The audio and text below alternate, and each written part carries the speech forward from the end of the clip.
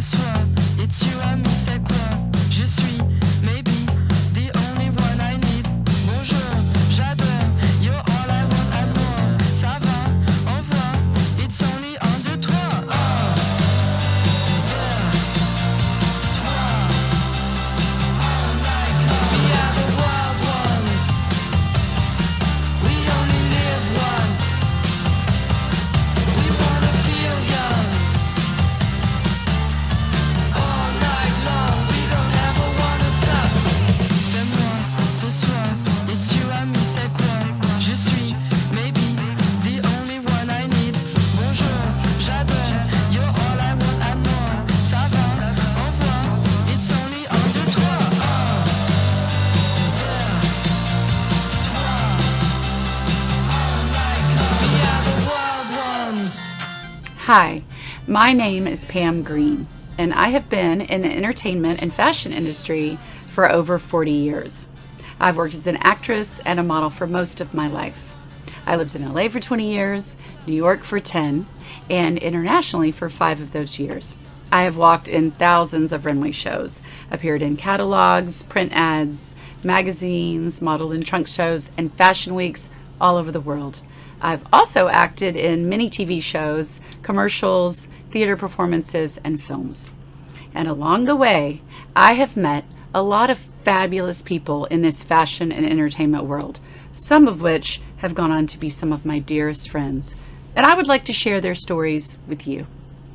I want people to see the grit, the class, and the strength that it takes to not only be in this industry, but to have longevity in it. I want to give some insight into what life is really like in this business.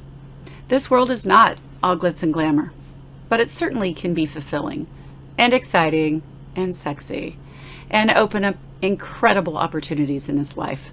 But there's a lot more than what you see behind those pretty faces.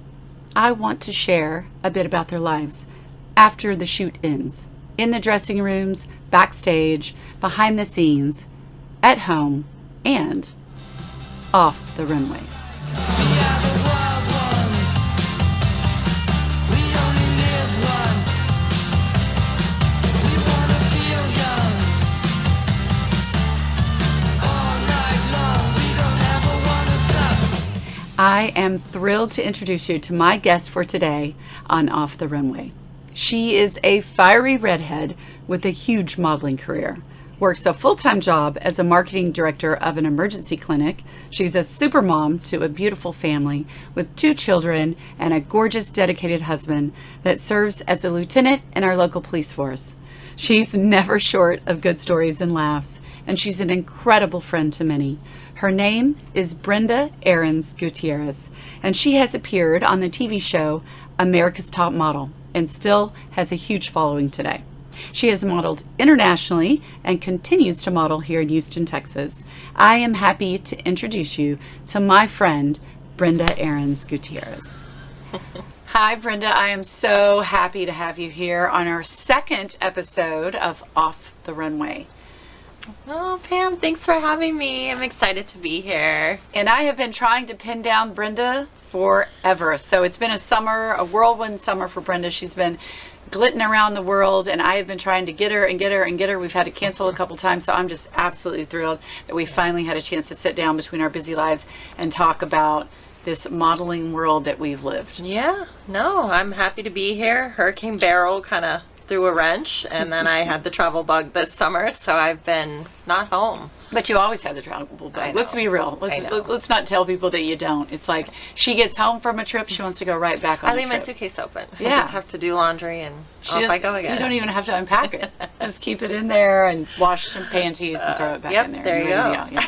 So you're going on another trip like this weekend? Yeah. Well, it's my Yeah. husband's birthday, so Okay. I figured I'll Okay. take him to where he wants to go. Perfect. So I really want to ask one question at the first of my show every single time. And I want to know how you got started in modeling. And do you think that modeling has been a difficult path or an easy path? Ooh, such a loaded question. Well, I was never planning to model, actually. I went to military school when I was young. Not because I was bad or I was court-ordered to. Growing up, my mom homeschooled us a lot. She's super conservative Christian and hated the school system. So I think she meant well, but in that sense, she would put me a year in public school, then pull me out, a year in homeschool, a year in public. So I got behind, especially in math, I'm not the best in math. But so I went to military school to be able to graduate on time with my class. And I was set to join the Army. I really loved the structure, and I didn't like the drill sergeants at 5 a.m., but that's okay. Yeah. But I just loved, my family's military. I married military. So I just love that structure. So I was never planning to model. It's an interesting story how I fell in. I know you went to military school, which is absolutely fascinating, and I definitely wanted to bring that up. And there's some other things that you did within military school that I want to kind of talk about a little bit as well. But I didn't know the story that you went there just because you were behind in school. I couldn't remember that part. So yeah, usually with military school, you're either going because you have behavioral issues, it's your last chance, you've been suspended out of all these schools, maybe court ordered. So I was mixed in with all the bad kids, and that was a reality check because I'm not bad.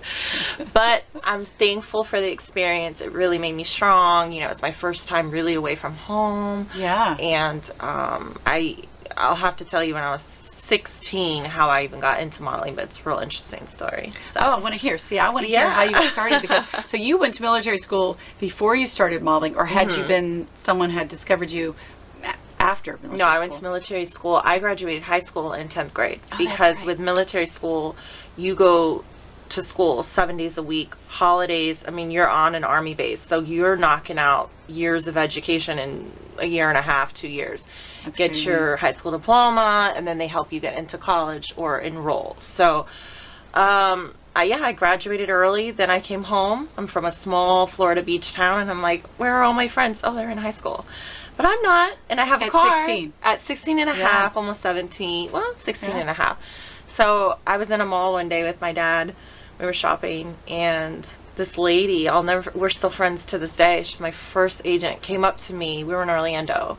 And she's like, you should be a model. I'm already 5'11". At 12, I was 5'11". So I was, oh, no, it's okay. Well, take my card. Maybe you'll change your mind. And took her card and went home, and was feeling kind of cool. Like, hey, Mom, guess what? Someone asked me to model. Oh, no. God rest her soul. It was like telling her I was pregnant. It didn't go over well. So she was just like, no way. Absolutely not.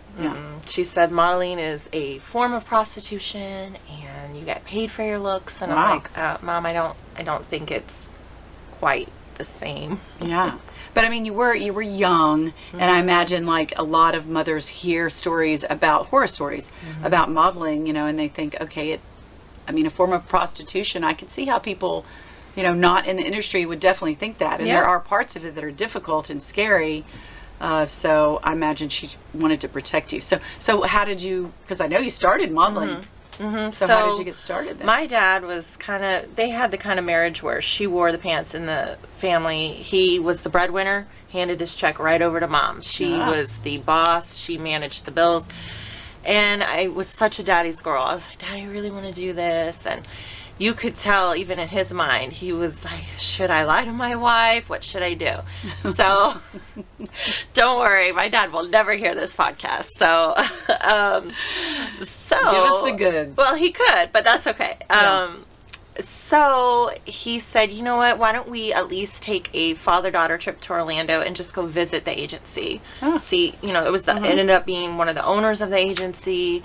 I went one day, and they said all the right things. The contract looked right. So we didn't sign right there, but I was definitely interested. Took some Polaroids, took the contract home. I'd say within 2 months, I was signed as a model in Orlando. Wow. And so it was kind of a secret start. And I remember my very first test shoot in Orlando, the photographer said, bring a bikini. And for a 16 and a half conservative family, I didn't even own one. Yeah. So my dad bought it for me on a different credit card. So Mom wouldn't find out. So Mom wouldn't find out. Oh my gosh, and he had to walk crazy. away from the shoot because he just couldn't stand to see his 16-year-old daughter on a beach. In a bikini. In a bikini. Yeah. But that's That's how it started. Yeah. And modeling starts that way. Like all of a sudden you're conservative and then you're in a bikini. Yeah.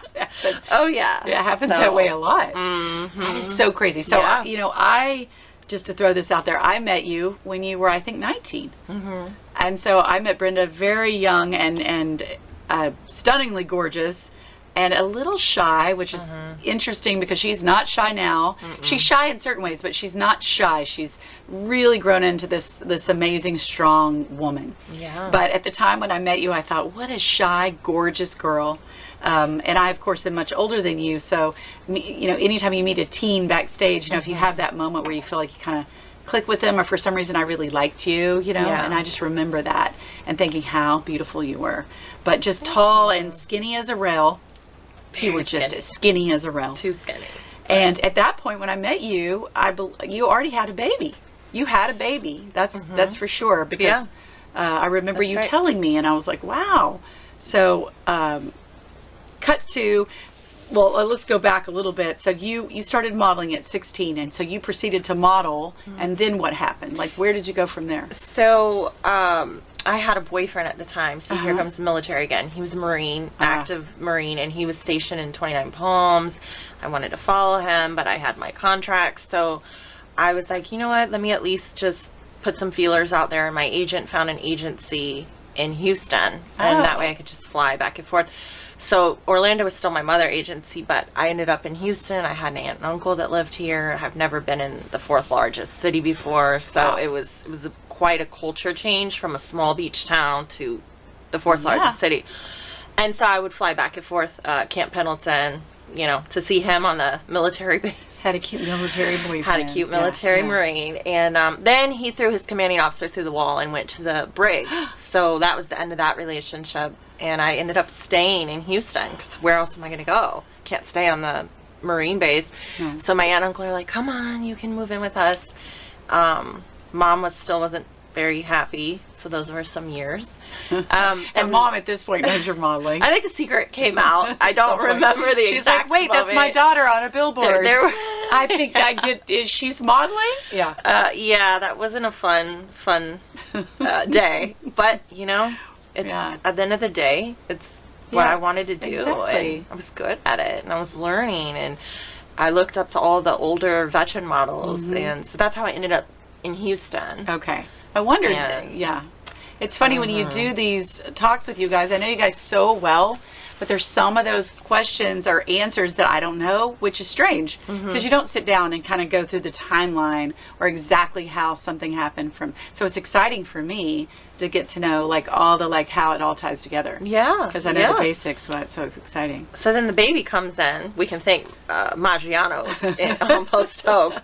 That was my first job outside of modeling, and I was a hostess there. Oh. And just had a little 8-month relationship with one of the waiters. One of the waiters. And boom, there you go. That's how those things work. Boom. Boom. Tall, skinny models. So my mom was already mad about the modeling. Then I had to call her, oh, by the way, I'm pregnant too. By the way, I'm going to have a baby. Yes. Yes. So that was a moment we were estranged. We did not speak for probably a year. Okay. And then when we did talk, she called to say, I'm dying of cancer. I've got 3 months. So flew home. I was the last person she talked to in hospice. I did not know this. And Elena was 3 months old. So I took her, this is the baby. Aww. But she was like a vegetable. She couldn't really say anything. So that was it. And, she's in heaven now. And so that was my dad and my sister. But I'm glad you got to see her, and I'm glad she saw the baby. I mean, regardless of, that was good that you made it there. Absolutely. I mean, and I told her I was a single mom. And so that was a little rough. Yeah. But I didn't let that obstacle stand in my way of modeling. That's right.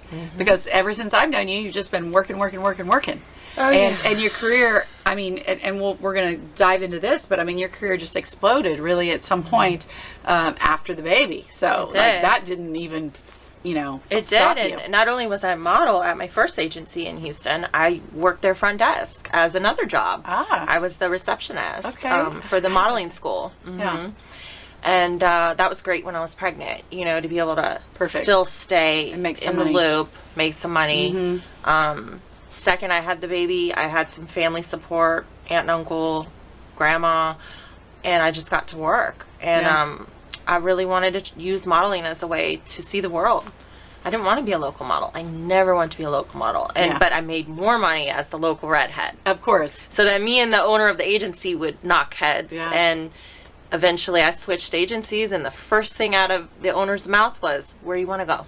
Yeah, where you want to go, where you want to... Yeah, that's fantastic. And she negotiated all my contracts to go international. Are you talking about Paige Parks? Yeah, she's awesome. Yep, got to give her a shout That's an out. awesome lady. She's amazing. Yeah, she's amazing. And I was she's still so amazing. nervous if she would take me, because they always saw me on runways and were like, that's a Neil Hamill girl, that's a Neil Hamill girl. Yeah. But she wanted you from the second she saw you. I promised you that. It was the minute I met you. I was like, oh my, who's this beautiful redheaded girl coming in? Yeah, all cute and shy. Oh my gosh. So okay, so this gets even better. So where did you go? Where did you go to model when you? So the first country I went to, didn't speak a lick of Italian, was Milan. Milan. And Good old Milan. Yeah, you got it. Because the thing people don't realize, you don't just close your eyes and pick a country. Like, your portfolio has to be strong. So you could not start in Paris unless you are literally like a supermodel, like a future Kate Moss. People don't know how it works, but you go to Milan so that you can get tears in your books. Not to make money. So that, exactly, because you don't make money in Milan.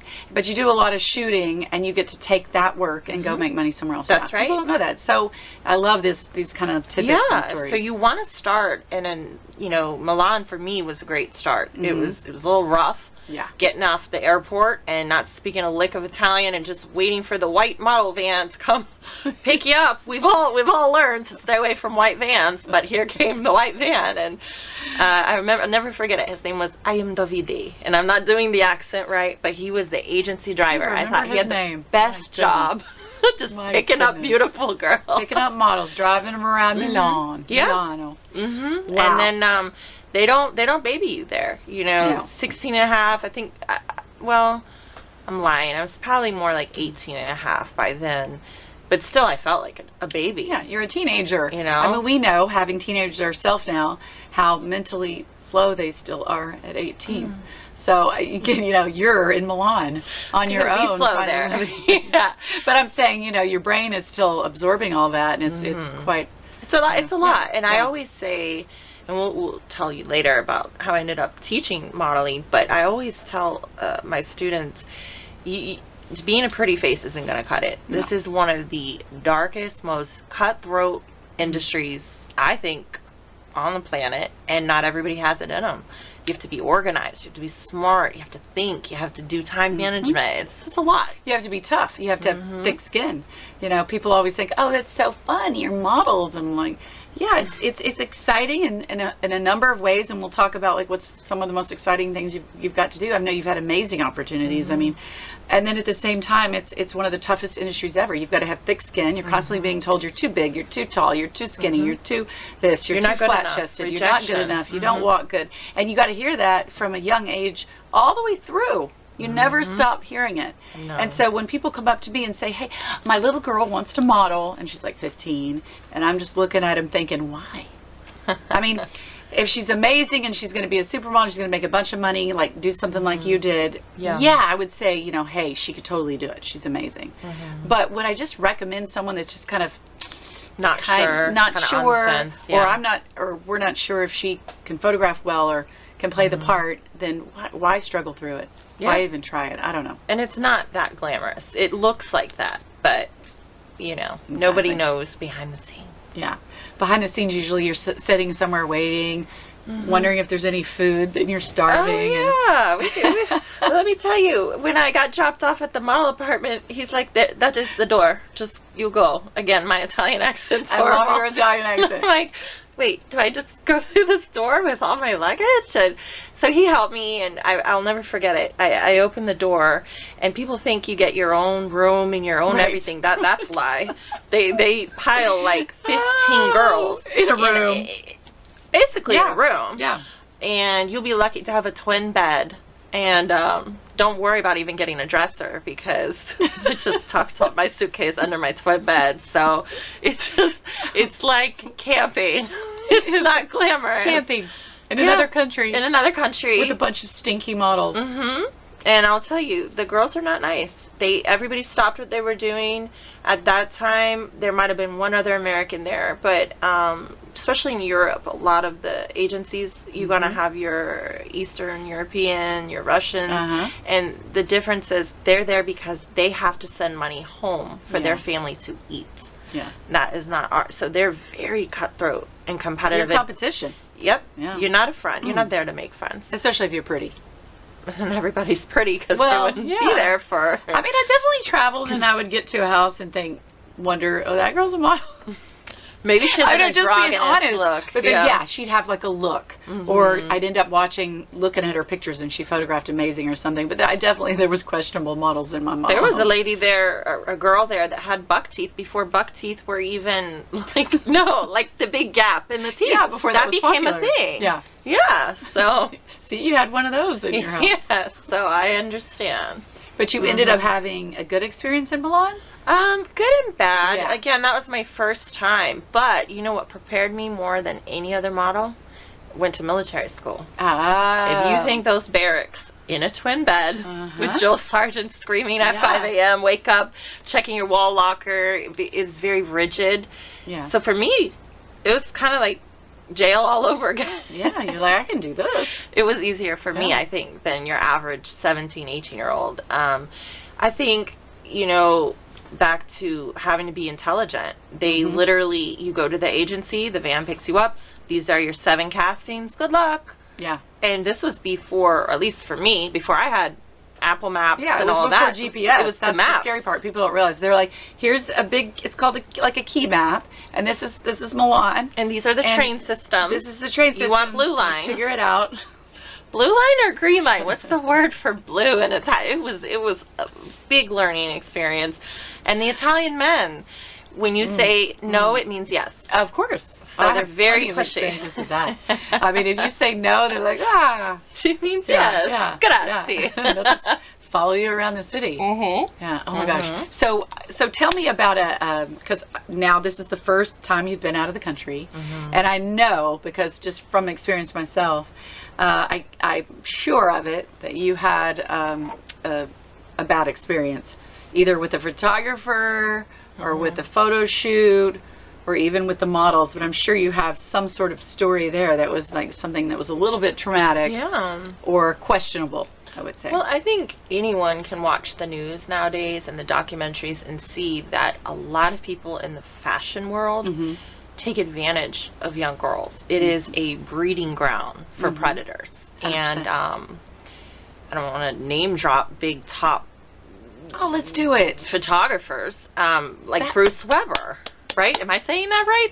Yeah. The one that, is that his name? The one that likes the male models, the underwear. yeah. Okay, like that he could be considered a little predatorial. Of course.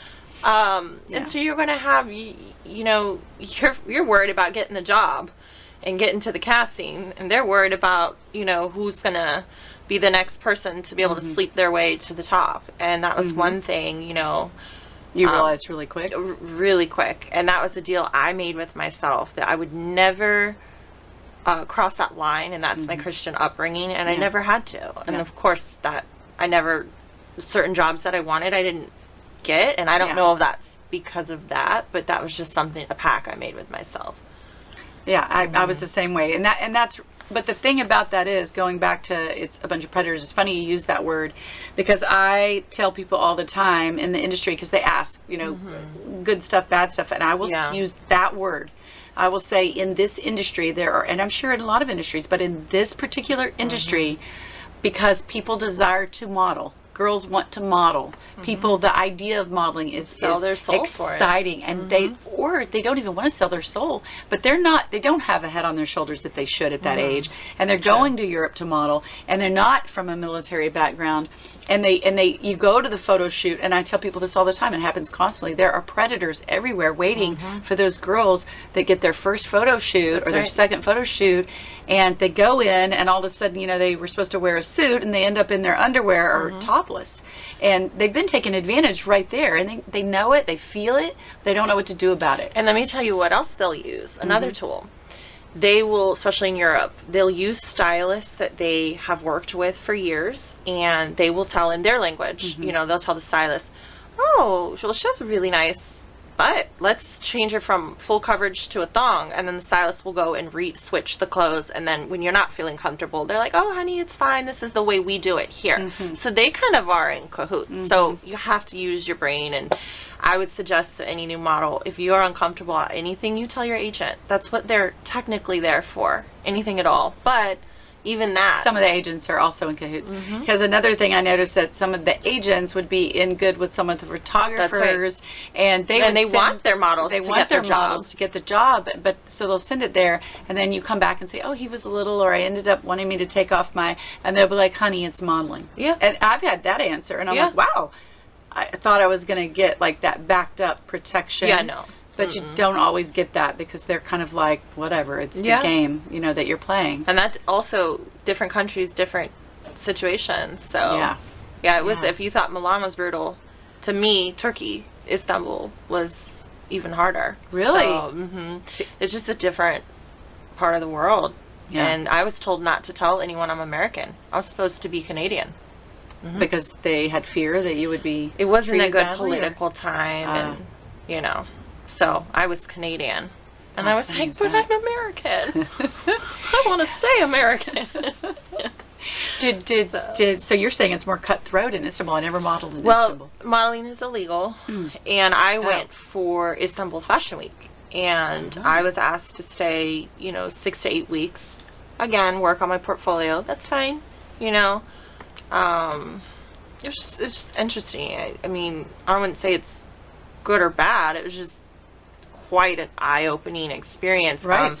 Paige offered to send me to either Barcelona or Istanbul, and I thought about it because we vacation in Spain, so I'm like, I kind of want to go to Istanbul because that is the crossroads between Europe and the Middle East, and that's probably the closest I'll ever feel comfortable going to the Middle East. So I did it, and I'm not Muslim, but I loved the call of prayer and the Turkish pretzel. There were a lot of beautiful things about it. Yeah. But I've heard amazing things about Istanbul. As a matter of fact, Diana, one of our model friends that also was on the show, she that's one of her favorite places. And I've met so many amazing Turkish people. I want to go back to vacation, not to work. Exactly. I didn't get not to do anything. Not to model. Turkish baths, sign me up. I didn't get to do any of that. So we'll go back together. Yeah, there we go. Because I've always wanted to go. There we go. But so how would you say your experience there was overall? It was good. It was good. The girls in the house were real wild. I'll never forget one of my roommates. She was German, and I'm just so naive sometimes. Like one morning she came to the kitchen and I was like, what's on your lip? And she's like, it's a parting gift from my boyfriend. And I'm like, what? Herpes. I have herpes. And the only reason I'm saying this story is it ends up going to something else. So then the next day it was flowering and doing weird things. And I was so like, oh, okay. Made sure I went out and got my own utensils because I just didn't know. Yeah, it's scary. And then we booked the same fashion show together. And I have told every makeup artist here in Houston this horror story because in Istanbul, I think they don't have hygiene. Like, what do the makeup artists here have to abide by?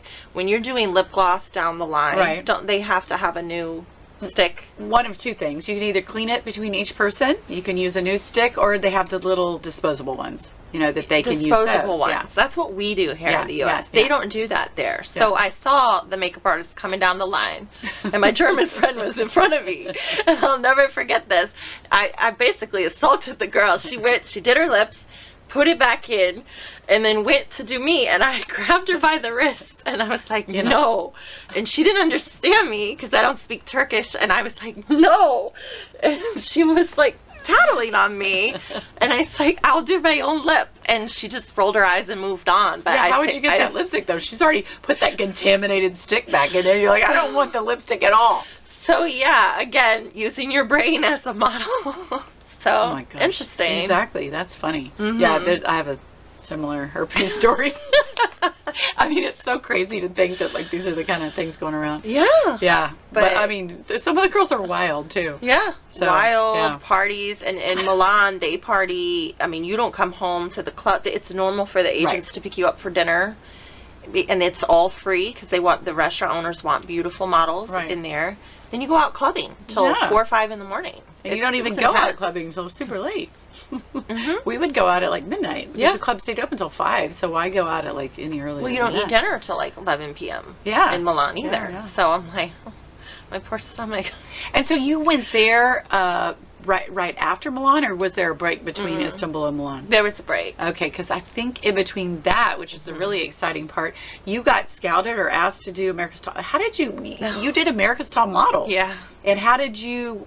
Was that after Milan when you're back in Houston? So I came back, spent some time with my daughter, and got back to work. Local, did a lot of Neiman, Saks, a couple top clients here. Wait, your daughter stayed here. Your husband now stayed with your daughter, correct? Well, he met her when she was about 3.5. Okay. So yes, we started dating when she was around, I'd say like 4. And then we got engaged maybe 4 years after that. So he didn't really start babysitting her until she was like 8. Gotcha. But you had to leave her, and so she stayed with family. She stayed with and that was hard. Huge Hispanic family, so she was okay. Okay. Grandma on that side. The Latinos. Yes. They had her. That's good. The Latinos. Okay. So you came back, spent time with her, and then... And then I have a friend, which... not related, that she's no longer my friend. Just friends sometimes drift away. She had told me that her dream was to be on America's Next Top Model, and would I go with her to support her, because I'm the only friend she knew in the modeling industry, and she's like, come with me to support me and like tell me what you see, or what do you think, I want to see if I did good. And I didn't really know anything about the show. I mean, I was an 18, 19-year-old kid. I definitely couldn't afford cable, so I hadn't really seen the show per se. I knew of it, didn't fill out any paperwork, wasn't trying to be a part of it, but was literally, I'll never forget it, her name is Michelle Mock. She's the director right under Tyra of the whole show. They came to Houston. I think there were 10,000 girls. Oh, they were like scouting, or they had like an... Okay. They went all around the U.S. scouting, and to... like at the end of the scouting, there'll be 14 girls chosen, but I think 32, you have to make that cut to at least go to LA. Hundreds and hundreds and hundreds of girls. I would say thousands. Yeah. Because Houston, people drove from Oklahoma, Louisiana for the Houston casting. I think there were about 8,000 girls. People that didn't have those castings were coming to Houston. Wow. 8,000 girls? Because they didn't go to every state. Yeah. They went to the major states. This is incredible. And so I was like, oh, I'll go with you. How should I plan for like food and water, or like should we pitch a tent? Like what are we doing here? Just like, no, I filled out all my paperwork, I did my reel, my submission, I just have to go in person. I don't know what else she had to do. Maybe I was standing in line with her, and Michelle was walking down the line, just observing to get in the building. We're not even in the building yet, right? And I'm talking to my friend, and she goes, you. And everybody, of course, in front of me, everybody turns. Who is she pointing at? She goes, you. She goes, come here. And she started walking towards me, and I was like, oh, no, I'm not trying out. This is my friend. Like, this is my friend. Yeah. And she says, no, you need to come with me. And I'm like, no. You're like, sorry. Well, no, I was like, well, no, I'm really not trying out, and I wouldn't qualify anyway, because one of the terms, and that was my friend, she wasn't, didn't have a contract. You cannot have a modeling contract to go on that show. Right. You just can't. They want people with no experience so they can mold them and be the next top model. Right. They want to claim that they made them. Yeah. So you can't. I had years of experience by then, so I was like, no. And so she pulled me aside. We talked for a minute. She said, look, take my business card. I want you to call me. My work cell phone's on there. And I'm like, okay.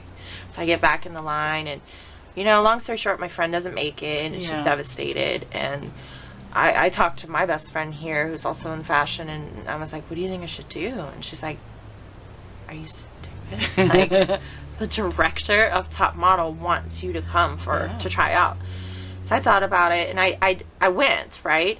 And she absolutely loved me. She's like, off the record, and I could talk about it now because I had a $2 million contract, like a gag order on me that I couldn't talk about anything. But now it's lifted. Yeah, we're getting the good stuff. Getting the good juice. The good juicy juice. So I just was like, I thought about it, and I said, you know what? If my friend is really my true friend, she wouldn't. She would want me to have this opportunity. You know what I mean? It's huge. And so I ended up calling her, and I went through the rounds, and she said, you're going to be our Texas girl for cycle 14. And I was like, I don't know. She said, well, we're sending you to LA with 32 other people around the country, and you just have to get through the eliminations. And that's how it really started. I never knew this story. I mean, I knew you got on it through Houston. I had no idea that you did not go to audition. I mean, that's like a God thing. She worked with me at Maggiano's when I was a hostess. I knew her from when I first moved to Texas. And so then the next hurdle was, I don't want to call my agency and tell them, can you do it? And they're like, we have lawyers. We have a lot of lawyers. What's their phone number? And God rest her soul, BJ Shell, she passed away during COVID. But she didn't like that phone call. Right. And this was the owner of the modeling agency, at the time. One of the modeling agencies. And you know, I was like, I promised to come back. Yeah, she was afraid you were going to go off to New York. So it worked out. Paris, never come back. Yeah. Yeah. And that's what happened. And literally, it happened so fast. I was told to go home, and someone would pick me up on Friday, and I'd be gone for about 2.5, 3 months filming. Wow. And so I had gotten engaged at that time. So I remember when you left. I remember when you came back. Yeah. And so we might as well just go there and talk about it. So I want to take a sip. You better take some sips of wine for this one, because I'm about to dig into how it was to be on America's Top Model. I mean, of course, us being friends, I've heard some of the stories, but I think the people at home would really love to hear all about your experience on America's Top Model and your experience with Tyra Banks and how it all went. I mean, I know they loved you because they basically hand selected you and took you there. And I've seen clips and I've seen the photos from there. I mean, sorry, but your photos are phenomenal from America's Top Model. Some of the best photos I've ever seen personally, I think, on that show. Interesting you say that. Thank you. Yeah, big time. The reason I say interesting is, at the end of the day, remember, this is a reality show and this is competition. So if you take, like any model knows, 300 photos on a photo shoot, if they want you out that week, they're going to post the one where you're like, this is your best photo. And you know that's not true. Exactly. So for me, that was the frustrating part as a professional model. None of the other girls on the show had ever modeled. They always wanted to. So I had the upper hand, and Tyra knew that, and I didn't know until later on, because I'm not behind the scenes when the judges are talking. Right. She literally said, and it was in the deleted scenes that they played, like the blips, what are we going to do with Brenda? She's so Vava, her hair. Let's just chop it off and make her edgy like Halle Berry. But that didn't fit my personality. And that was her way of saying, we're going to dumb you down a couple notches. Well, that's what she wanted to do, but that didn't work. I don't know. They said, I don't read the blogs, but they said I was a soccer mom. Look.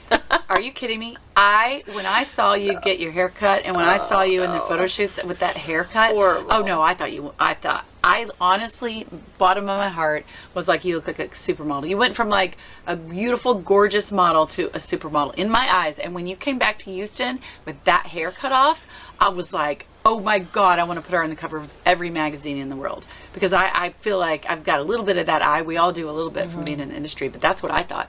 And I know you hated it because you right away told me you hated it. I didn't like it. But it wasn't me. I know, it's not your personality, but boy, did that face. Can you imagine this? I mean, this face with short hair, you could just see the eyes were just like popping. Well, thank you. I wish I felt that way at the time. TMZ contacted me after the show, and they said, you were on one of the they did a segment, top 10 worst makeovers in the history of the show. And guess where I placed? Basically number 2, because I was the only model to ever get 2 makeovers. So after she whacked it off, she still wasn't happy. So she called the top New York stylist. I don't remember her name. She's in Manhattan. And she said, well, there's not much to cut more off. Let's buzz it. And so the buzzers came out, and that made for real juicy. Oh my God! Yeah, you gotta watch it. Brenda gets her second makeover. So that was real fun. And so Tyra was just ready to get you. Just get me. So But everyone always asks me about her, and this is what I'll say. Yeah. She wasn't a mother at the time of filming. I think she's softened a lot now that she is a mother. Also, she's all business, and that's okay. You know, like, she was one of the first African-American supermodels, along with Naomi Campbell, in the 70s, 80s? I don't want to age her. 80s. And she worked hard to get where she's at. So, I mean, she wants to have one of the best reality shows. More power to you. I wasn't mad about that, you know. But, you know, I'll never forget, like, she came in my room after elimination, and I was crying, but I was kind of happy. I'm like, I'm ready to go home. She's like, sweetheart, you're not going home. Like, if you went home, the whole world would know you didn't win. So they keep you. Oh, they keep you after they keep you hidden away. She's like, you're going to New Zealand. And I'm like, oh, no. Even further from my family. I was like, no, I still remember that vividly. So. And so then you went to New Zealand. I went to New Zealand. Okay, so how far did you make it in the show? Because I know, like, sometimes we'll just talk and we don't, you know, some people watch the show, some people haven't. So you go through each week and someone's eliminated out. So how many people are on the show at the beginning of your season? How many models? 13. 13. 13 or 14. Okay. And I made it halfway. I won the first runway challenge, which was unrealistic again from being a runway model. Yeah. Put all the models in danger, you know, 4 6-inch heels, tight gowns where you know you can't walk too fast. And they did a swinging pendulum. Funny. Yeah. And the swinging pendulums were heavy. And if you didn't time your stride, it actually it knocked some girls off the stage. Oh my goodness, that's so ridiculous. But I won, and of course you did. Rachel Roy, it was her collection. Okay. And so I won the dress. I won another trip back to New York to shoot her lookbook, and she was fabulous. Yeah. I really enjoyed. I love her designs anyway. Yeah. I think she's even in Macy's. She's now. at Neiman's. I know. Neiman's, she was Macy's, at Neiman's, Macy's. Yeah. She's amazing. Yeah. So I enjoyed talking with her, and then I loved Mrs. J. You know, she was just so fabulous, and she would do the runway, teach us the runway, and then Mr. J was more serious with the silver. Yeah, with the silver hair, the silver fox. Yeah. Oh yeah. So you enjoyed parts of it. It was a competition. They were obviously trying to do things like make you wear dresses you'll fall in or can walk in. I mean, it's a reality show. Yeah. I did Fear Factor. Did you know I did Fear Factor? No. Anyway, the whole time, all they're trying to do the whole time is get you to say something bad about your contestant. Remember? Really? Yeah, they do the little side interviews like every time after you do the Fear challenge. Factor was like, is she afraid of spiders? You're going in a coffin with spiders. Or you're doing you're 4 stories up, spinning around, walking on a platform. Okay. Or like mine was like crazy stuff. But the point is, they're constantly trying to get you to say something bad or do something bad. They want the drama because it's a reality show, and people at home actually think that's what's happening. But really, the interview guy backstage, right after that scene, is like, "What do you think about Sally?" And you're like, I think she's fine. And they're like, but she's a little dumb, right? You know, like, and you're like, she doesn't like redheads. Say something. Yeah, say something. And they position their question so that it comes back out like you made a random statement about this person. And of course, that's what they play. And so I did an interview when I got back with Oliver Twist, who's now up and coming. He's a huge sensation in Atlanta, and he's expanding. He has his own show now. And he asked me, he has a 10 million followers. Yeah. He said, your season was a very racial season. And I said, actually, when you were in it, it wasn't. I said, I have probably 2 Caucasian friends. All my friends are Latinas, Black, Asian. I don't, that's never been an issue to me, especially in this industry. But unfortunately, Cycle 14, the way they filmed it, is like me and 2 girls were a group, and then the other girls were a group. And they made it real racial. And actually, someone who was supposed to be my arch enemy literally just came to Houston 2 months ago to hang out with me. I took her all around the town, and she issued me, way before she came to town, 2 public apologies, went on TMZ. Yeah. Angelique, she's like, I am so sorry. I didn't mean to say all these horrible things. I said, girl, we were young. Yeah. I think I was 23 on that show. They're getting them to say it. They're getting them to say it. They're prepping them with the questions to say bad things about people when it didn't even really, it wasn't meant to be said like that. That's right. Yeah, But they need the drama. Yeah, the And drama is how it works, and that's why she whacked off your hair, because you were so pretty and you took such pretty pictures. And I see it as a compliment now, but at the time it did not. I felt picked on, but that's I know okay. you did. You know, I know you did. And I'm sorry for that. But I may or may not have put some pictures from America's Top Model on her birthday cake. Sure. Yes, she did. So, yeah, I think they're fabulous. I've got them all saved in my phone. And the runway shot, I just love that one. You know, that one was great. That's and a then great shot. Talk about feeling uncomfortable when on the show you have no lie, because it's an international show, like 15 light guys, 15 camera guys, 15 mic guys. The first challenge, naked. They put a table of items and made us move back 50 feet and rang a bell and said, run to your item. And you know, girls are pushing and shoving. So I got the watch. What am I supposed to do with a watch? You're completely nude. Figure it out. So it's online. You can see my nude shot. I thought it was decent. I thought it was great. I've seen it. And I had a black wig. Yeah. I'm like, you're still covering up my red hair. Yeah, I know. Right? I was the only one with a black wig. Yeah, she's like, Everybody else we gotta got their put a hair. black wig on her. Now that I've cut her She hair, was confused. I will say, Tyra, she didn't know what to do with me. Yeah. But well, she knew you were a seasoned model. You'd already been signed. And maybe that's kind of part of the, you know, they get a model in there that kind of knows what's up, and then they just try to sabotage them. I don't know. I mean, I'm just saying that could be what they do, because it's reality TV, and we all know it's just all about the drama. All about the drama, girl. And so, did you cry on the show? I'm just curious. Were there times where you cried? I know you said you cried when you... Oh, yeah. I cried because I missed my daughter. Yeah. You're emotional. Yeah. I should say I missed my fiance too, but it was really my daughter. And I cried, of course, with the makeover. It was hard being in New Zealand. That's the other side of the world. But it was good. You know, it was a good experience. I would not trade it. It's a story to tell my grandchildren, and not everyone has that experience. So I feel blessed. And it helps you grow as a person every time you have those kind of experiences. And I will say that as long as it's not something traumatic, too traumatic in the modeling industry, because there are moments where you're like, gosh, I wish that hadn't happened, or I wish I was stronger in that moment, or I wish I'd have said no to this. You know what I mean? You do look back for me, in retrospect, I look back at some acting stuff and even some modeling stuff where I go, oh, I should have said no right at that point. You know what I mean? When the predators were pushing. But there's also a lot of social pressure, you know, like let's take, even if you've never traveled internationally, let's take the local models. They're top of their game. Maybe they're Neiman's and Saks' favorite blonde model. Or you want to keep those relationships and those bonds, even if you know, I won't name names, but we have best friends that have been through divorces and trauma, and they still had to show up and do morning meeting and just put on this smile and wear shoes 5 times too small, and your foot's losing circulation. We've all been there, and you just smile through it. And that's probably one of the hardest parts of modeling, is that whatever's going on in your life, you could have just lost your mother. Oh well, it's like Shove an it actor. Aside. That's right. You go in and you have to be on, and you have to be pleasant, and you have to be nice, and you have to smile, and you have to stand in 4-inch heels for 4, 5, 6, 7, 8, 9 hours, whatever it is. And people will, I will say, the expectation for models to do that is just an expectation. You know, I mean, I've worked at several places for years, and no one ever said one time, "Are you hungry?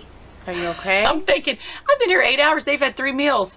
You know, but it's interesting. And then there's some places where like, oh, do you need a break? But there's times where no one ever asks you if you need a break, because it's this strange expectation. You're pretty. You were born pretty. Your life must be easy.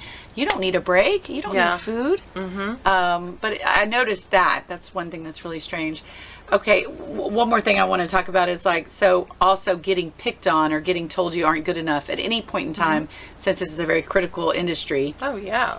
Do you remember? I remember moments of things that happened. There's you know, there's top clients here in Houston that will flat out tell your agent she needs to lose 5 pounds. Yeah. I'm not booking her because of this, that, and that. The emails were brutal. Yeah. And it's, you just, you know, I think you have to have a tough backbone. Again, everything I've been through in life led me up to this. I just kind of chuckle now, and I'm like, I'm sorry you feel that way. Yeah. Or, you know, they just do these random things to make sure you know you're lucky to be here, but I didn't pick you to be here. It's just, it doesn't matter whether it's international or local, you know. And every client has their favorites, and that's okay. Oh, 100%. I'm not everyone's cup of tea. I'm very spicy. Yeah. Hey, I'm tequila girl. I'm not even tea. Yeah, when I introduced you as fiery or spicy. I think fiery. But either way, you are very fiery, and there's never a shortage of funny stories with Brenda. If you don't see Brenda for 1 month, literally everything's changed. You come back to her life, and she's like, I got a story for you, and you're like, how does all this even happen in your life in this amount of time? I know. It's actually like amazing. My dad used to say, if anyone can marry into a Latin family a Marine and a cop, it's you. A triple whammy. You got to be strong. Yeah. So. And now you have a beautiful boy, Liam, with your husband. So you have a daughter and a beautiful, precious son that actually has her face. It's like your face with dark hair. Yeah, he's like me, but a Latino style, but just real, and he's funny, and he has character, and he's kind. You know, he's kind, and that's important to me. And he has a sensitive heart, and I didn't see anything wrong with that. You know, no, that's a wonderful thing. In November, so I mean, he'll go through the teenage years where he tries to toughen up a little, but you know, you got to get that. It's nice that someone has a sensitive heart, and you've raised him to be such a sweet little boy. He's so sweet. And every single one of the models or your friends are just obsessed with him. He gets more love and kisses than anyone can imagine, and he still likes it. He's got a lot of tears. He still likes it. Yeah. I'm going to be sad the day when you go to hug and kiss him and he does the like. Well, he's sort of teetering on that. My other friend that we know, she goes, "I'll give you $5 for 5 kisses," and he does it. And I said, "You going to take her money?" He goes, "Yeah." Okay, good to know. So money talks. $5 in my money talks. Wallet next time I come over. For the next how many kisses you want? They cost $1. Yeah. So it's inflation. I give you $1 for every hug or kiss I get. Yeah. So, but yeah, that's the story of Top Model, and you know. When I was eliminated, I didn't agree with what the judges said, but you know, that's their opinion, and I knew right then I was going to go right back to it. Of course, and you did not give up. And you came right home. I saw you on the runway probably that week. I remember being like, "You're back," and I was so excited. And I was like, "I love your hair," and you're like, "I hate it," and I was like, "I love it," and yeah, that was just so exciting for you. And as a human, I've just watched you grow and change and morph into this like super powerful workforce, really, in my opinion. And when I listen to you talk, I'm always so impressed. Oh, well, thank you, and it's kind of funny. I'm a marketing director at an emergency room now, and so it's a huge responsibility. It's a huge responsibility, and it's kind of funny how I fell into it. I was actually on a photo shoot with another model, and her husband dropped by the set, and we started talking, and he's like, "You're really intelligent." He started smart. asking me, "Yeah, you're smart." And I'm thinking, okay. He's like, "You know what?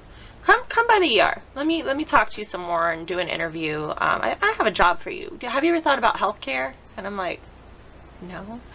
And so I went, and he's like, "I will literally take you under my wing, teach you everything I know." And his wife was a supermodel, so he kind of knew that there'd be days I'd have to take off, and so I really owe a lot to my boss. But I just really took a lot of courses, a lot of flashcards, studied the drugs, studied what doctors want to hear, nurses, and it's really blossomed in this beautiful 11-year career. And I know, and you're really so thankful. good at it. So just so people know, she has to talk to lawyers and doctors a lot. And so obviously you have to be on your game in order to, convince these lawyers to bring their business over to your emergency clinic. And so, like sometimes I'm just like, "Oh, your eyes are so pretty." And so like when you're telling me about what you have to talk to the lawyers about, and sometimes you tell me your spill, I'm like, "Oh my gosh." Yeah, that's impressive. It's a lot, and doctors they're a little tricky sometimes. They you only get about 5 minutes with them. They try to get you. They try to get you, and I'm like, hold on.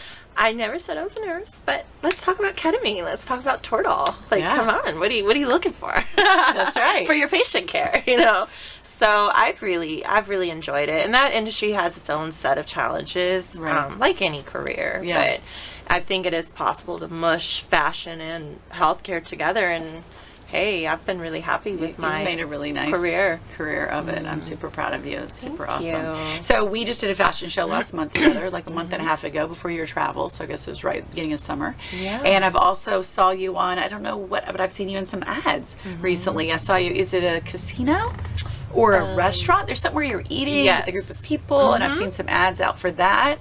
And then I also saw like a beauty ad or something to do with you know, like a med spa. I'm not sure what these are, but I'm just saying she's still working. That beautiful face is still shooting all over the place. And then, you know, I occasionally get to have a fashion show with you or something like that. Yes, because I was a runway girl. I think of course, the majority of my career. I loved print and I loved commercial print and editorial, but I think the majority of my career was on the runway. Yeah. And so after a certain amount of time, maybe you're not size 0 anymore and 15-year-olds all around you, it's okay to transition. And so I'm in my transition stage where, you know what? Boobs and a booty is in. I mean, it is. Have you ever been to Target recently? They even have the plus size mannequins, and I have it on good authority. I mean, I'm not plus size, but those girls are killing it. I know, that's true. In I've worked the with many industry. plus size They're models making over more the than years. runway models Make right a now. lot of money. If you're that perfect plus size, but it's hard when you're in between. But it's hard when you're in between because you're not a plus size model and you're like, you know, but That's right. so they'll do the curvy models, but they really love the plus size, and they used to use plus size so much back in the day. Like Academy started using Dillard's. I mean, there's just a lot. Houston, you know, for our little big city, we have a lot going on too. Yeah, we sure you know? do. I mean, we've got a big fashion. I mean, you know, for being the 4th largest city in the United States, I mean, we just have enough fashion to where you can make a living at it. You can make good extra money at it. I don't think people realize if it's a big city, where they're selling clothes, there's going to be modeling. You know, I thought it came to me, you know, besides top model, one of the highlights of my career was when I was in Milan. Giorgio Armani came by down the line. He stopped at me and he was fixing my dress. Before a show, before you did a fashion show. And he steps back and he looks at me and he's, no. And he's fixing more and he's saying something to the assistant and the dresser and she's fixing it. And then he said something in Italian, and then he went back down the line and she said he would like to invite you and a couple of girls from the show to his club for dinner tonight. And you can take your agent. You'll be fine. Your agent will pick you up. Like we'll be like all together. And I thought it was a joke. Yeah, and then I get back and I'm like exhausted from the day because you walk a lot in Milan. You really do. And the agent's like, come on, like, let's go. What are you doing? We have dinner with... Throw a dress on. We're going to dinner with Giorgio Armani. And I'm like, oh, is that a real thing? Was that real? And so we did. We went to his club and it was just, I just was like, I felt in that moment, I was so young, like, I made it. Like, yeah, of course. It's just an awesome feeling. Yeah, of course. And you're sitting there at that table looking across a famous designer all around the world in Milan that's asked to like have dinner with you. Yeah, it's those the moments like that. Like, and he was such a gentleman. Like I didn't see him like hitting on any of the girls, and like I felt it was a comfortable space, and I appreciated wasn't a predator. That. No, he was not a predator that I know of. Wanted to buy you a really nice dinner. Because you were all so skinny. No, well, that's probably true. So that was just something that popped in my head, and I was like, wow, that was a really cool. That was an amazing moment, a good memory. Yeah, I hope one day like your kids really will sit down and listen to you tell stories and appreciate these really cool, I mean, things that are blessings that a lot of people don't get to experience. Well, my daughter Elena, she grew up watching me do it, and when Macy's came calling, she's like, no, hell no, I would never do it. And like, she's more tomboyish, but and I never forced her, but she definitely had opportunities as well when she was younger. So, but good for her for being like, yeah, it's not my thing. It's not my thing. Know what I'm saying? It's not my thing. Saw my mom do it. I mean, I saw your son at fittings too. Like we were dragging the kids to these fittings, and they're sitting in the corner while we're changing clothes, butt naked. And that's what comment she said. She's like, she didn't understand. Yeah, it's like, baby, those boys are not. They don't want us. And she's like, the boys see you naked. I'm mortified. Yeah. And I'm like, well, I do remember the day I did take Dean to a fitting, and it was you. You were there. It was at Todd's and our fitting. Other friend, and Dean and actually our other friend's son all of a sudden is just kind of looking, noticing girls, and I was like, oh, he just kind of gave. He can't come to fittings anymore. That's it for him. Fittings are over. You did the little once over, and there was like a thought or a look in his eye, and you're like, ah. Looking at his mama's friends. Yeah. But that's how hard we worked, The kids had to come. And they don't know how lucky they were, these little boys. I remember the models all like coddling Dean and holding Dean, my son, when he was little. Some of the most beautiful women all around him. Alyssa was just obsessed with him. Alyssa used to hold him and kiss him, and he just thought, I mean, she's gorgeous. And I'm like, you don't even know how lucky you were, kiddo. Nope. Supermodels kissing all over your face. Exactly. Yeah. So, I mean, I actually think Liam knows. I think Liam might be aware. As a matter of fact, when Dean, do you remember Dean didn't even notice any of us were pretty, my son. Mm-hmm. And when I walked over to see you, you were my neighbor for a little while, and I walked over to see you and our other friend Crystal that's a model. Mm-hmm. And you were walking toward the gate, and we were walking up to the gate, and Dean looks at y'all. He just became a teenager, He was about 14, and he looks at me, and he goes, God. He's like, they're really pretty. And I'm like, you've known him since you were 2. Yeah. I mean, literally, you sit in their laps. Like, what? That's hilarious. It was just like this epiphany came over him. And he's like, wow. And I'm like, yeah, those are my friends. Those are my friends, yeah. Mama got some good-looking friends. Yeah, Mama got some hot friends, yeah. I even tell boyfriends. So this is funny. I'm going to say this one thing. I will meet a guy. And when I meet a guy, I think that, you guys are all super extraordinarily pretty, not just hot. Like, I just think you just are gorgeous. And because I know all your hearts, of course, more, you're even more beautiful to me. But I will meet a guy and go on a date and be, if I think it's going to go anywhere, right? Because I've been single forever. I'll literally say, okay, my friends are super pretty.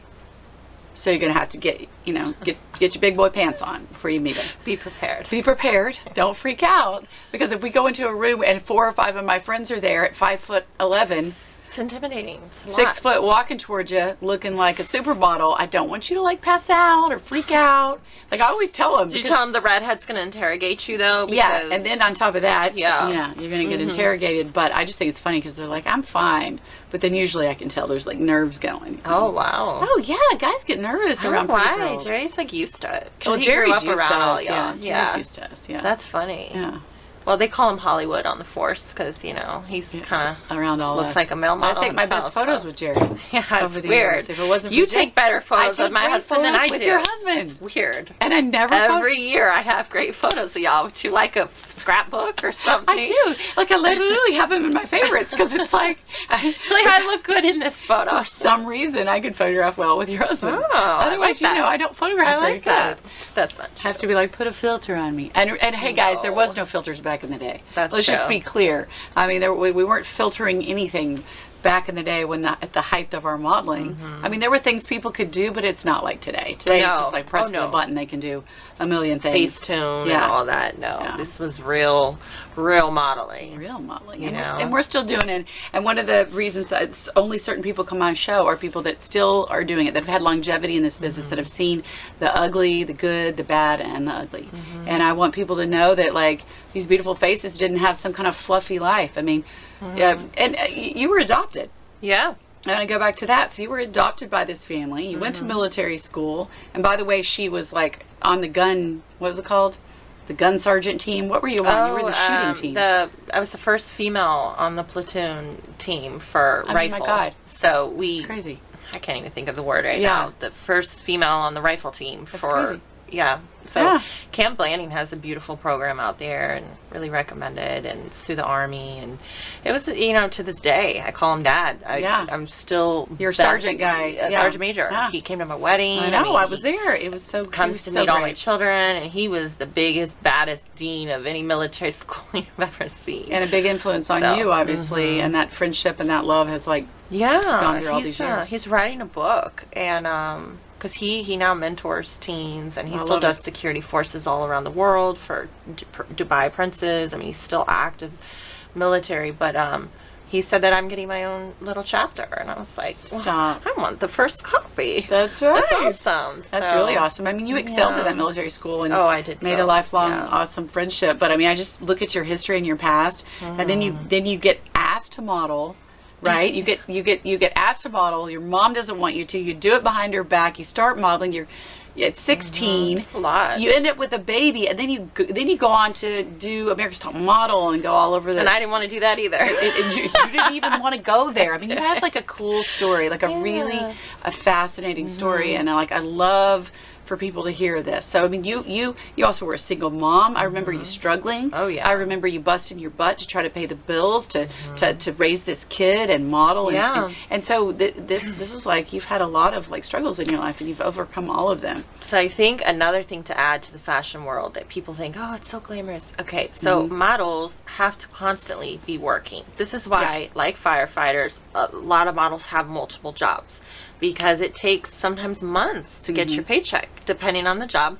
And so if you're a single mom at 18, the light bill ain't gonna take months. Yeah. So, you know, I tell my daughter, because she's 19, and you know how 19-year-olds can be, I could say, you know what? Clueless. I remember when you were 1 year old, and I'm not even making this up, I wish to this day I had a screenshot. I had $6.98 in my bank account left after all my bills. And I was like, okay, I'm not eating today, but she's going to eat. Yeah. And so that's just the sacrifice of any mom. You don't have to be a model to make that sacrifice. But you're right, not all moms. But I vividly remember that. And that's when I was like, when I got the healthcare offer, I'm like, I'm going to. When they were like, you want to do America's Top Model? I'm there. Hello.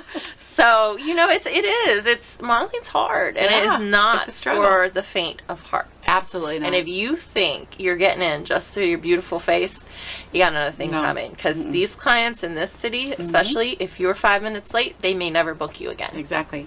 And that's, you were mentioning that earlier, and I always want to impress to people that it's one thing to model. Some people say, oh, I modeled for a year, I modeled for 2 years, I modeled. But exactly what you're saying, to have longevity in this business, which is part of like what I want to talk about on this podcast, longevity takes that intelligent person that's able to read the room, that's able to be what they need to be for the moment, talk to people the way they need to talk to them, be able to have a really good conversation. It's a little bit of a game, but it takes a lot more than that pretty face. Just like you said, being prepared, being on time, knowing how to model properly, you know, not sitting around in the corner going, oh my God, how much longer? I'm starving. Absolutely. You know, you've run into those girls throughout the years. Well, those girls don't have we don't longevity. see them anymore. You'll see them a couple of times, and then they just kind of float away.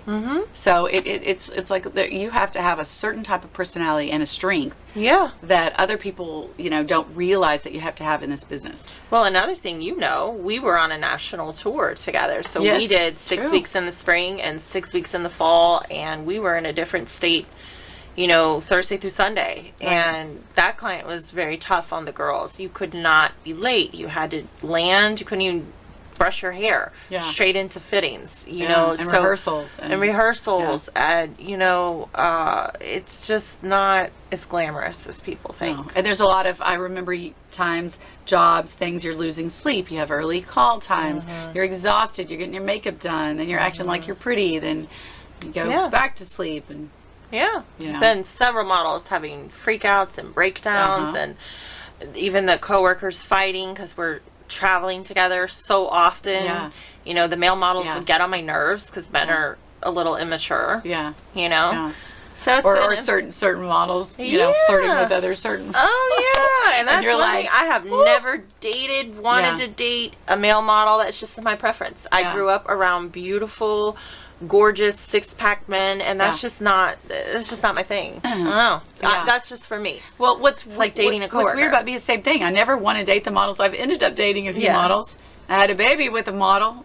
Biggest mistake. Well, no, I'm not gonna say it's the biggest mistake. We know what you but mean. what I mean is, my son is the biggest blessing in my life. Right. But as far as choosing the right person, that was just, he was modeling, and he was a big model at the time. And I thought had something in common. We had some stuff in common, and we loved to dance. Okay. And there I have a kid. But my point is, I never went looking for the pretty guys on set. That's right. That wasn't what floated my boat, you know. Or at least, you know, Well, we know what floats my boat. Apparently. Okay, like my dad used to say, triple whammy, Hispanic men, you don't learn your lesson. And Jerry's like that too, man. He's just like your drill sergeant was. Well, you know. it's just one of those things. Well, I love you very much, and I'm so glad that we got to talk about your life, because I think you are a strong, fascinating woman. Thank you. And I wanted people to hear, you came from this really kind of a rough start. You've gone through really rough times in your life, and you just kept moving forward, and you just kept modeling, whether or not you wanted to or not. People kept dragging you in because you just. So it's been a really a tough road, but it's also been an amazing road, and maybe you should write a book. And I'm religious like you, and I feel like everything does happen for a reason, and you do have to go through hardships to get where you are today. So without all these obstacles, like being in a foster home from birth to, 7 months, I went into the foster care system, and I didn't get adopted till almost 4.